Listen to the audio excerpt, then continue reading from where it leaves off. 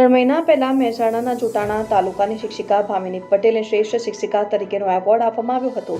શિક્ષિકાને award સાથે જ 5,000 રૂપિયાનું પ્રોત્સાહક ઇનામ આપવામાં આવ્યું હતું. તેઓને આ રકમનો ચેક આપવામાં આવ્યો, પરંતુ આ ચેક જ બેંકમાંથી પાસ થઈ રહ્યો નથી. હવે આ ઇનામ મેળવવા માટે ધક્કા ખાવા પડી રહ્યા છે.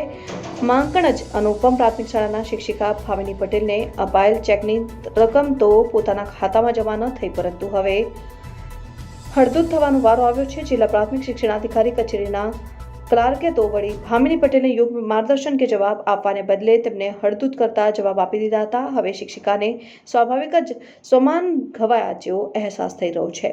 શ્રેષ્ઠ શિક્ષણ આપવાનો પ્રયાસ અને જેના ફળરૂપે મળેલું ઇનામ મેળવવા છતાં સરકારી કર્મચારીઓ શિક્ષિકાને કડવો અનુભવ કરાવી રહ્યા છે.